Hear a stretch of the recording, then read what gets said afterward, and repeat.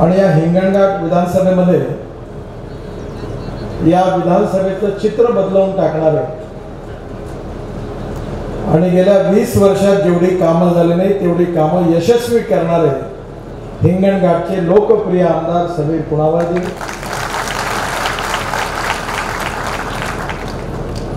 हिंगणघाट मधीलच ज्यांचं जन्मगाव आहे असे आमदार आणि आमच्या पक्षाचे जनरल सेक्रेटरी रामदास आंबटकर, आमदार राजू तोडसाम, आमदार अशोक विखे, जिल्हा परिषद अध्यक्ष नितीन मडावी, प्रेम बसंतानी, आर्वीचे माजी आमदार दादाराव केचे, आमचे NHAचे मेंबर तावडे साहेब, मंचावर उपस्थित सर्व पदाधिकारी आणि उपस्थित बांधवांनो आणि बहिणी,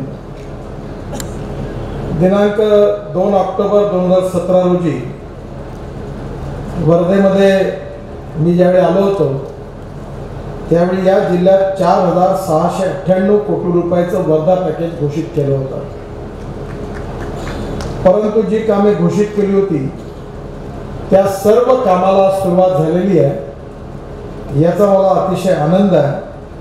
आणि मला हे नमूद केलं पाहिजे की ही सगळी कामं होण्यामध्ये खासदार रामदास तडस, आपल्या इथले आमदार माननीय समीर कुणावार आणि इतर तिन्ही ठिकाणच्या आमदारांनी वेळोवेळी खूप सहकार्य केलं. लँड ॲक्विजिशन पासून तर इन्क्रोचमेंट हटवण्यापर्यंत त्या सगळ्यांच्या पाठपुराव्यामुळे सगळी कामं सुरू झाली आणि या वर्धा जिल्ह्याचं चित्र बदलत आहे, याचा मला अतिशय आनंद आहे. आणि याबद्दल मी निश्चितपणे वर्धा जिल्ह्यातल्या जनतेला धन्यवाद देतो. पण बांधवांनो आणि बहिणींनो, हे श्रेय माझं, देवेंद्रजींचं, हंसराजजींचं, रामदासजींचं किंवा समीर कुणावार यांचं नाही आहे. खऱ्या अर्थाने हे श्रेय जर कोणाचं असेल तर ज्या जनतेने आम्हाला निवडून दिल्याने काम करण्याची संधी दिली या माझ्यासमोर बसलेल्या जनतेला आहे की तुमच्यामुळे आम्हाला हे काम करायला मिळालं. तुम्ही जर समीरला निवडून दिलं नसतं, रामदासजींना निवडून दिलं नसतं, जर समीर निवडून नसता आला तर देवेंद्रजी मुख्यमंत्री झाले नसते आणि हंसराजजी आणि रामदासजी निवडून आले नसते तर मोदीजी प्रधानमंत्री झाले नसते आणि मी मंत्री झालो नसतो तर कामच झालं नसतं. पण तुमच्या निर्णयामुळे आम्हाला ही संधी मिळाली म्हणून मी हृदयपूर्वक तुम्हाला धन्यवाद देतो. वर्धा बुटिबोरी, वर्धा यवतमाळ हा 4 लेन सिमेंट कॉन्क्रीटचा रोड तुळजापूर पर्यंत, या रोडबद्दल आता रामदासजी मला सांगत होते की पिढ्यानपिढ्या, वर्षोनवर्ष तुमचं नाव इतिहासात लिहिलं जाईल एवढा सुंदर रोड झालेला आहे. कारण मी काय अजून तो पाहिला नाही, पण मला याचा आनंद आहे की हा पैसा काही माझा नाही आहे, हा तुम्ही, आम्ही आता समीरने सांगितलं ते खरं आहे, तुम्ही मालक आहात, आम्ही विश्वस्त आहोत. केवळ आम्हाला तुमच्या पैशाचा सदुपयोग करायचा आहे, आम्ही सेवक आहोत आणि म्हणून तुमच्या अपेक्षा पूर्ण करणं हे आमचं महत्त्वाचं कर्तव्य आहे. आणि देवेंद्रजीने आणि मी आम्ही एक गोष्ट पाळलेली आहे की काम जे आहे ते क्वालिटीचं झालं पाहिजे, ट्रान्सपरन्सीने झालं पाहिजे आणि भ्रष्टाचार मुक्त झालं पाहिजे.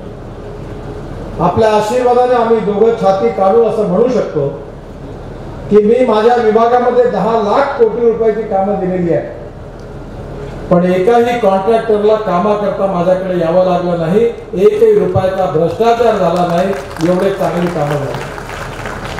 आणि म्हणून कॉन्ट्रॅक्टरला आम्ही धमकावून सांगितलं की कामं खराब झाली तर याद राख, आम्ही तुझ्यावर कठोर कारवाई केल्याशिवाय राहणार नाही. आणि म्हणून ही कामं जी आहे याची मी तुम्हाला गॅरंटी देतो की हे सिमेंट कॉन्क्रीटचे रोड जे बनलेले आहेत, तुम्ही जेवढे लोक इथे उपस्थित आहात, तुम्ही जिवंत असेपर्यंत, मग तुमचा मुलगा जिवंत असेपर्यंत आणि तुमच्या मुलाचा मुलगा जिवंत असेपर्यंत 100 वर्ष या रोडवर एकही गड्डा होणार नाही याची गॅरंटी मी तुम्हाला देतो. कारण हे आपल्या देशाची संपत्ती आहे.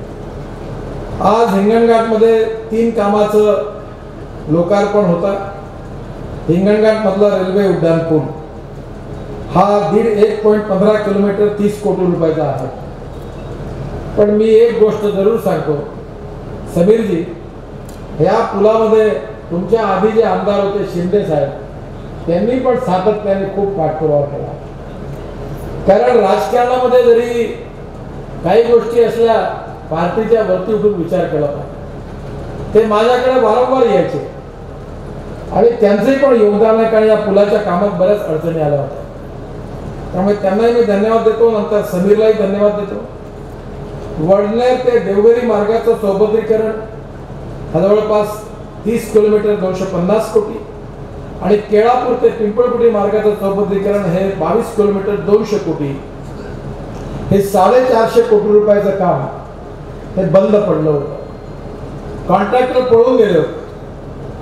एवढी तकलीफ होती की मला हिंगणघाट करून या रस्त्याने येणारा प्रत्येक माणूस मला भेटल्यावर शिवाय द्यायचा आणि म्हणायचा, अहो गडकरी साहेब काय चालू आहे तुमच्याकडनं, काय आमची अपेक्षा आहे.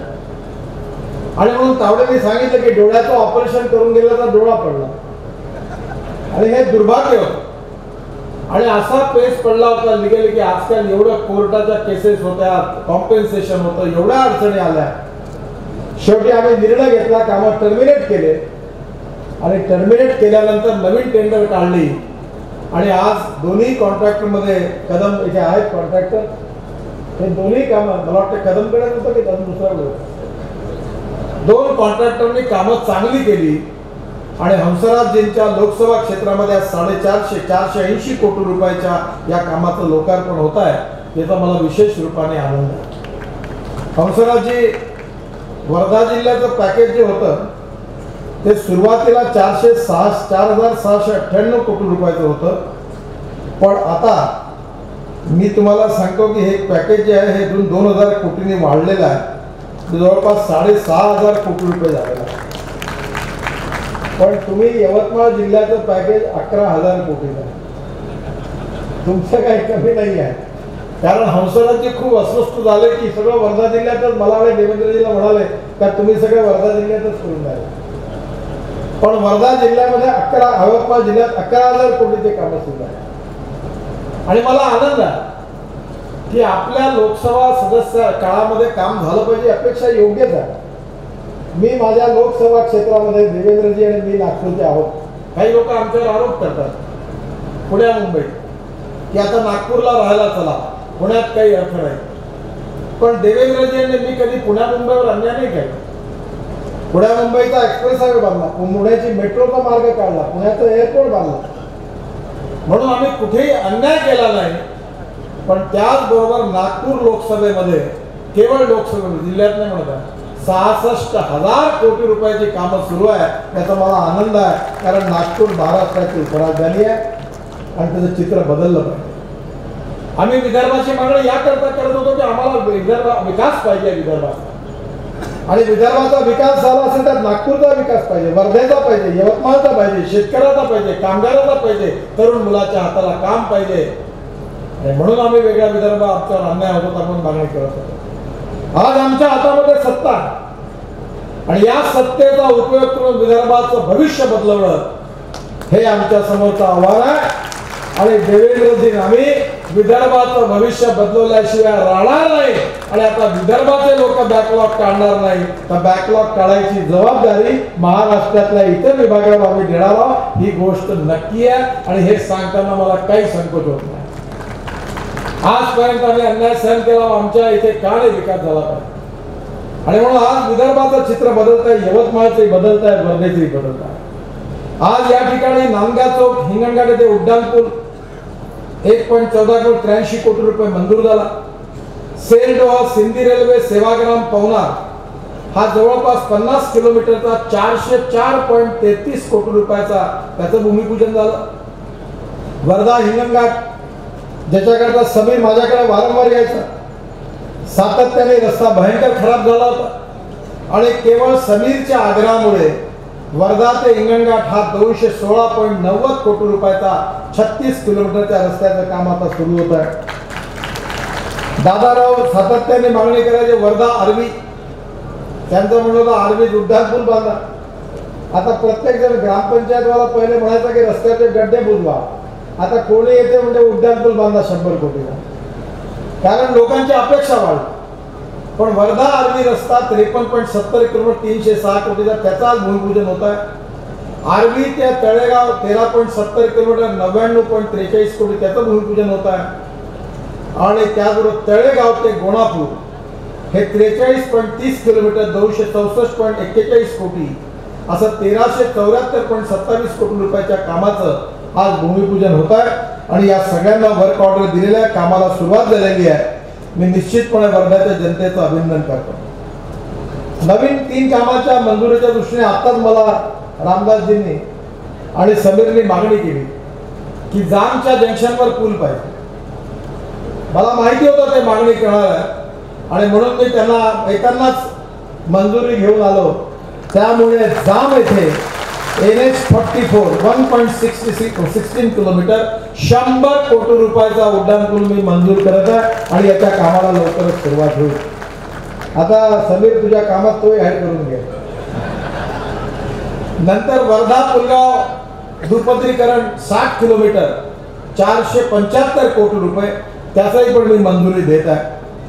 आणि विशेषतः आजन सरा फुकटा आणि वंडेर हा 7.20 किलोमीटर करता 20 कोटी रुपयाच्या कामाची पण आज मंजुरी मिळते आहे. माझा ऍक्सिडेंट झाला होता 2004 साली. भगवानदासजी आंबेडकर आज नाही आहेत, त्यावेळी वर्धा जिल्ह्याचे अध्यक्ष होते. मला दवाखान्यात भेटायला आले होते.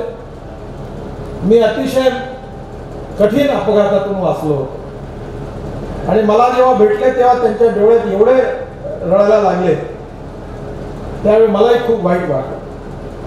मी त्यांना एवढं सांगितलं की भगवानदासजी चिंता करू नका, तुमच्या सगळ्या लोकांचे आशीर्वाद माझ्या मागे, माझी प्रकृती चांगली होईल. मी प्रकृती बरी झाल्यानंतर त्यांनी मला सांगितलं, आज रामदासजीची आई जिवंत आहे. त्यांनी सांगितलं की काही करा पण आजन सराला भोजाजी महाराजांच्या देवस्थानात दर्शनाला या आणि तिथे पुरणपोळीचं भोजन मी गावाला दिलं असा नवस केलेला. मी तेवढा करता तिथे आलो होतो. दर्शन मला वाटतं देवेंद्रजी माझ्यावर त्यावेळी होते.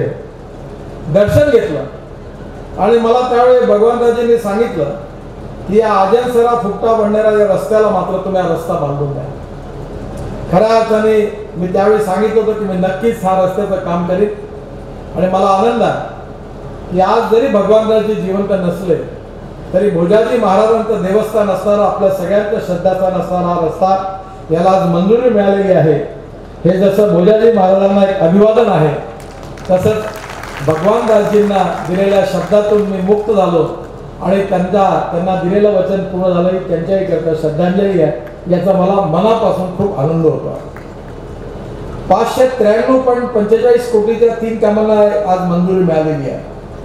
वर्धा बुटीबोरी हा जवळपास 52 किलोमीटर लांबीचा प्रकल्प आहे आणि याचा सिमेंट कॉन्क्रीटचा रोड 1100 कोटी रुपये. या प्रकल्पात 15 लहान पूल, 2 मोठे पूल, 11 अंडरपास, 28 बस थांबे, 2 ट्रक थांबे हे या प्रकल्पाचा आणि हा ज्याचा रामदासजींनी आता उल्लेख केला सुंदर रस्ता बनतो आहे. याचे काम जोरात सुरू आहे. कदाचित देवेंद्रजी आणि मी पुढच्या 4 महिन्यामध्ये या रस्त्याचं उद्घाटन करू, कदाचित लवकरच करू आणि पुन्हा हा रस्ता आपल्याला लोकार्पण करू असा मला विश्वास आहे. वर्धा आणि यवतमाळ हा 65 किलोमीटरचा रस्ता आहे. यातही पण जवळपास 1100 कोटी रुपयाची कामं सुरू आहे. 32 बस थांबे आहे, 11 अंडरपास आहे, 30 लहान पूल आहे, 2 मोठे पूल आहे, 2 ट्रक थांबे आहे आणि हाही पण आता निश्चितपणे दोन्ही रस्त्याचं एकाच वेळी आम्ही काम पूर्ण करू. ही वर्धा आणि यवतमाळ या 2 आणि नागपूर जिल्ह्याला खऱ्या अर्थाने एक मोठी मिळालेली भारत सरकारची भेट आहे आणि मला अतिशय आनंद आहे की आज या जिल्ह्यामध्ये दोन्ही मोठे प्रकल्प पूर्ण होत आहेत. वडनेर, राळेगाव, कळंब आमचे आमदार साहेब इथे बसले आहेत. ते वारंवार या रस्त्याची मागणी करत होते आणि मी त्यांना सांगितलं की हा आपण रस्ता चांगला करू, कारण वर्धा यवतमाळ रस्त्याने डायरेक्ट वर्धा हैदराबाद जो रस्ता आपला हिंगणघाट हैदराबाद या रस्त्याची मधली ही लिंक आहे आणि हा जवळपास 78 किलोमीटर असून जवळपास 600 कोटी रुपयाचा हा रस्ता देखील, हा अतिशय कॉन्क्रीटचा रोड आहे ना, सिमेंट कॉन्क्रीटचा रोड आहे आणि हाही पण आता पूर्णत्वाला जात आहे, याचाही मला अतिशय आनंद आहे। वर्धा जिल्ह्यामध्ये सेंट्रल रोड फंडातून जवळपास 158 कोटी रुपये मंजूर झालेले आहेत। पण समीरजी, तुम्ही एक गोष्ट विसरले, मी मोठ शब्दाचा पक्का हो। जेव्हा तुमचे CRFचे कामं पूर्ण केले तेव्हा तुम्ही मला सांगितलं होतं की आता मी काही मागणी करणार नाही, एवढे फक्त करून द्या। पण आम्ही एवढे पूर्ण केल्यावर तुम्ही पुन्हा मागण्या आमच्याकडे सुरू केल्या। त्यांना मी आता सांगितलं की मी आता आश्वासन देणं बंद केलं, कारण मी गोष्ट अशी ठरवली की मी माझ्या 4-5 वर्षात जेवढी आश्वासनं दिली आहे की या 5 वर्षात पूर्ण झाली पाहिजे। उद्या मला कोणी विचारता कामा नये की तुम्ही कबूल केलं काम झालं नाही, त्यामुळे नवीन आश्वासन देण्याच्या बाबतीत मी तरी काही देत नाही। पण तुम्ही सांगितलं की 100 लोक मेली, अपघात झाला आहे, तुम्ही अपघाताच्या कारणावर मला पत्र द्या। ॲक्सिडेंटल स्पॉट म्हणून या ठिकाणी इम्प्रूव्हमेंट करण्याकरता काय करता येईल त्या तुम्ही पुलाच्या बाबतीत मी जरूर तो प्रयत्न करेन, हा विश्वास तुम्हाला देतो। त्यातून मार्ग काढायचा प्रयत्न करतो, पूर्ण आश्वासन नाही, माझ्या नावात बिल नका पाडू, मी पूर्ण प्रयत्न करेन। दुसरं, प्रकल्पाचा खासगी मालवाहतूक रेल्वे मार्ग विकसित करण्यामध्ये सिंधी रेल्वेला रेल्वे मार्गाशी जोडण्याची योजना पण प्रस्तावित आहे।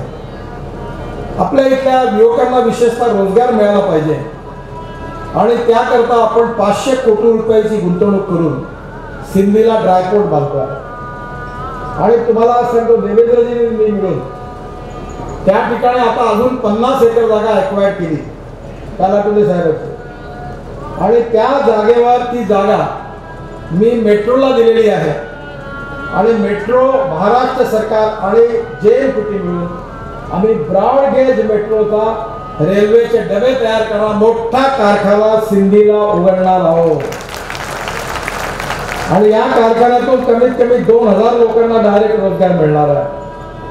हे सिंधीचं ड्रायपोर्ट हे वर्धा जिल्ह्यातलं कापूस असेल, कपडा असेल, एक्सपोर्ट इम्पोर्ट आता डायरेक्ट सिंधीहून होणार आहे आणि म्हणून आज या ड्रायपोर्ट हे वर्धाने विदर्भाच्या विकासाचा ग्रोथ इंजिन सिंधीला सुरू होणार आहे आणि यामधून जवळपास 5 ते 6,000 कोटी रुपयाचा एक्सपोर्ट इम्पोर्ट होणार आहे। आज मी वर्धा जिल्ह्यातल्या सिंधीच्या जवाहरलाल नेहरू पोर्ट ट्रस्टच्या या ड्रायपोर्ट करता, सॅटेलाइट पोर्ट करता त्याचे अध्यक्ष म्हणून समीर कुणावार यांची नियुक्ती जाहीर करतो आणि आता या ड्रायपोर्टची जबाबदारी तुमच्याकडे आहे। तुम्ही केवळ हिंगणघाटचे आमदार नाही आहे, हा नागपूर वर्धा सगळ्या विदर्भाचा महत्त्वाचा प्रकल्प आहे। विदर्भाचा एक्सपोर्ट इम्पोर्ट होईल, गॅस येईल, LPG, LNG, लाकडं येतील, एडिबल ऑइल येईल, इथला सुती कपडा एक्सपोर्ट होईल, संत्रा एक्सपोर्ट होईल आणि त्याचबरोबर देशातून बाहेरून माल इथे येईल आणि त्या ठिकाणी 5000 मुलांना कमीत कमी रोजगार मिळाला पाहिजे विदर्भातला। याचा आता मी सगळी कामं पूर्ण केली आहे। जगातल्या मोठ्या मोठ्या कंपन्या हे पोर्ट चालवायला पुढे येत आहेत। आता तुमच्यावर मी जबाबदारी देणार आहे की तुम्ही 6 महिन्यात गतीने काम करा, हे ड्रायपोर्ट विकसित करा, सॅटेलाइट पोर्ट, आणि 5000 लोकांना रोजगार देऊन विदर्भाचं हे ग्रोथ इंजिन 120 किलोमीटरच्या स्पीडने गाडी चालवा, ही जबाबदारी मी तुम्हाला देतोय। मला आनंद आहे की हे वर्धा जिल्ह्याकरता देखील महत्त्वाचं राहणार आहे। यापूर्वी मी सांगितलं होतं की मी 2 ऑक्टोबर 17 रोजी 4698 कोटी रुपयाचं पॅकेज जाहीर केलं होतं। लोक 100 रुपयाचं काम जाहीर करतात आणि 20 रुपयाचं काम करतात, पण आमचं सरकार असं आहे की मी जरी 4698 कोटी रुपयाचं पॅकेज जाहीर केलं होतं 2 ऑक्टोबरला, तरी प्रत्यक्षात आज 7000 कोटी रुपयाच्या कामाला सुरुवात झाली आहे। 7000 कोटी म्हणजे आम्ही जे बोललो त्याच्या 1.5 जवळपास आज कामाची सुरुवात झालेली आहे। सगळ्यांना कार्यादेश मिळालेले आहे, वर्धा जिल्ह्याचं चित्र बदलत आहे, जनतेचा आशीर्वाद आहे आणि वर्धा जिल्ह्यामधले आमचे खासदार आमदार यांचा क्रियाशील सहयोग आहे। पण हे करताना आमचे नगराध्यक्ष प्रेम बसंतांनी मला सांगितलं आणि आता यांनी सांगितलं की कुठं काय बल्ब लावायला पैसे नाही आणि पुन्हा म्हणतात 218 कामगार मंजूर करा, तर त्या पगार कुठून द्याल तुम्ही? त्याच्यामुळे मी आता त्यांनी मागणी केली की नागपूर हैदराबाद नॅशनल हायवेवर जे 2 किलोमीटर हिंगणघाटून जात आहेत इथे चांगले LED प्रकाशमान लाईट लावून आणि या रस्त्याचं सुशोभीकरण करून द्या अशी मागणी नगराध्यक्षांनी मला केलेली आहे. त्यांच्या ठिकाणी 2 किलोमीटरचे हायमास नाही आता LED आणि प्रकाशमान सुंदर लाईट या ठिकाणी या रस्त्यावर लावल्या जातील आणि त्याचबरोबर रस्त्याचं सौंदर्यीकरण होईल एवढी घोषणा करतोय. पण लाईटचं बिल मात्र नगरपालिकेला द्यावं लागेल, ते येण्याच्या देणार नाही. बिल द्यायची आहे ना ताकद तुमची? तेवढं मात्र तुम्ही जरूर करा. मी तशा सूचना अधिकाऱ्यांना देतोय. एक अतिशय महत्वाची गोष्ट या महाराष्ट्राच्या 5 वर्षात घडली आहे. तुम्ही किती नोटीस केली मला माहिती नाही. महाराष्ट्राच्या इतिहासामध्ये सगळ्यात वाईट गोष्ट कोणती आहे तर शेतकरी आत्महत्या करतात. आत्महत्या करणाऱ्या शेतकऱ्यांची संख्या कुठे जास्त आहे? यवतमाळ, वर्धा, अमरावती जिल्ह्यात जास्त आहे. आणि आत्महत्येचे कारण आहे की विदर्भातली शेती कोरडवाहू आहे, शेतीला पाणी नाही. आणि म्हणून या ठिकाणी जोपर्यंत विदर्भाचं इरिगेशन आणि महाराष्ट्राचं टोटल इरिगेशन हे 50% वरती होणार नाही तोपर्यंत विदर्भातल्या आणि महाराष्ट्रातल्या शेतकऱ्याच्या आत्महत्या थांबणार नाही. हा ठोस नियम.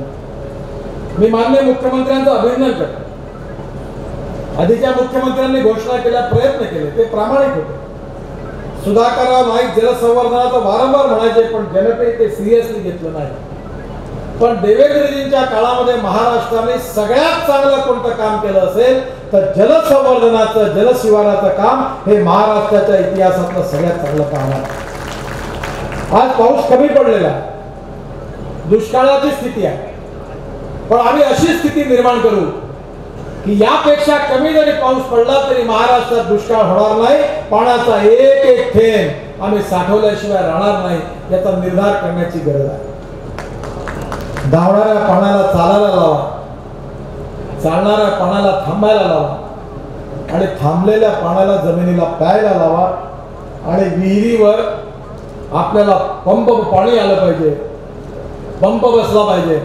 आणि हेच महाराष्ट्राचं सरकार आहे की माननीय मुख्यमंत्री देवेंद्र फडणवीस आणि बावनकुळेंनी या महाराष्ट्रातल्या 5 लाख शेतकऱ्यांच्या विजेच्या पंपाचे कनेक्शन दिले.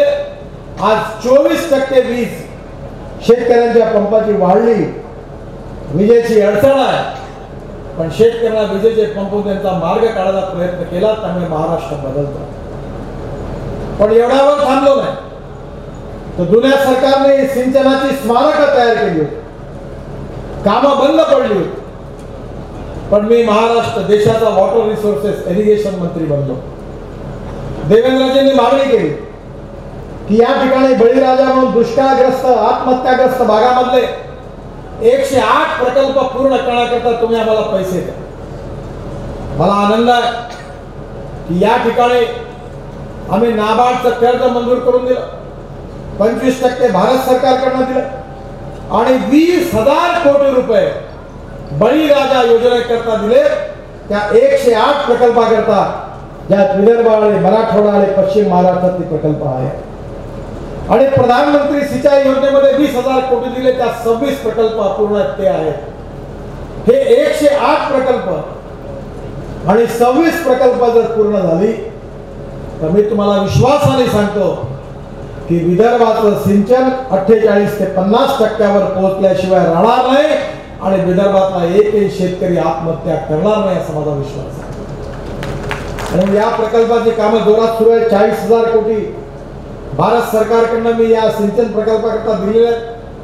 आणि आपलं देवेंद्रजी आणि इरिगेशन मिनिस्टर गिरीश महाजन आणि महाराष्ट्राचे अर्थमंत्री सुधीरभाऊ मुनगंटीवार यांनी परवानगी दिली आणि डायरेक्ट मी आता पैसा सिंचन कारखान्याला पाठवतो आहे.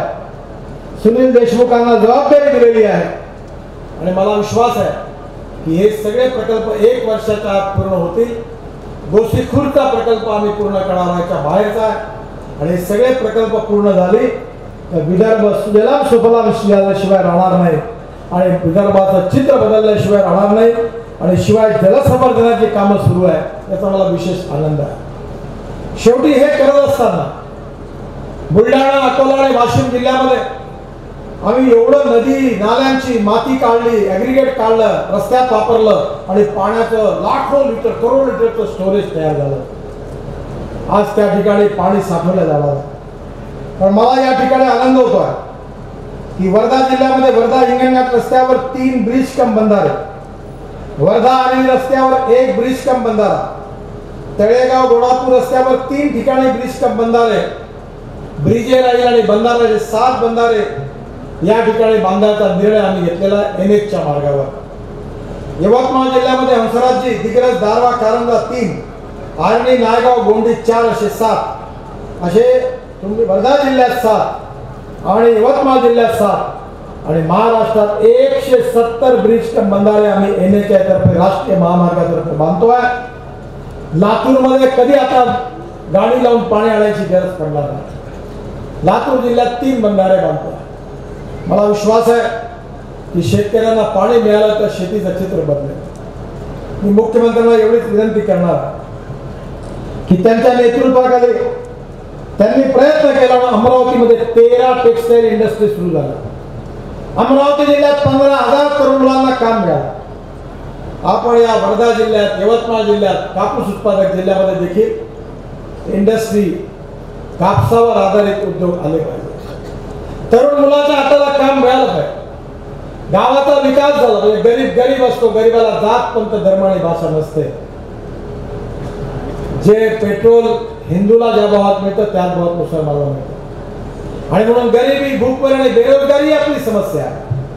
आणि म्हणून आपल्या वर्धा जिल्ह्यातल्या तरुण मुलांच्या हाताला काम मिळालं पाहिजे. याकरता वर्धा, पुलगाव, हिंगणघाट, आर्वी या सगळ्या कापूस उत्पादक भागामध्ये देखील अमरावती जिल्ह्यात जशी तुम्ही नांदगावला टेक्सटाईल इंडस्ट्री आणली तशाच प्रकारे काही सुरुवात इथे झाली आहे. माननीय समीर कुणावार, रामदासजी प्रयत्न करतात, काही सुरुवात झालेली आहे. पण तेवढ्याने समाधान होणार नाही, कारण जुन्या टेक्सटाईल मिल बंद पडलेल्या आहेत. त्यामुळे या ठिकाणी नवीन टेक्सटाईल झोन काढून कापूस उत्पादक क्षेत्रामध्ये कमीत कमी 10,000 तरुण मुलांना वर्धा जिल्ह्यात रोजगार कसा मिळेल या कामात आपण विशेष लक्ष घालावं अशी माझी आपल्याला विनंती आहे. ड्रायपोर्ट मधून 5,000 पर्यंत देखील नेते तिथे इंडस्ट्री येतील, ॲन्सिलरी इंडस्ट्रीज येतील, डायरेक्ट एम्प्लॉयमेंट, इनडायरेक्ट एम्प्लॉयमेंट आणि वर्धा जिल्ह्याचं चित्र बदलेल. हा गांधीजींच्या स्मृतींचं जतन करणारा जिल्हा आहे. हा देशातला सुखी, समृद्ध, संपन्न जिल्हा झाला पाहिजे आणि या जिल्ह्यामध्ये एकही शेतकऱ्याने आत्महत्या केली नाही पाहिजे. हे चित्र ज्या दिवशी होईल आणि एकही शेतकरी आत्महत्या करणार नाही तेव्हाच आमचं कार्य पूर्ण झालं असं आम्ही समजू आणि जबाबदारीने हे आव्हान स्वीकारून ते काम आम्ही पूर्ण केल्याशिवाय राहणार नाही असा विश्वास देतो आणि पुन्हा एकदा आपल्या सगळ्यांना धन्यवाद देऊन माझं भाषण संपवतो. नमस्कार.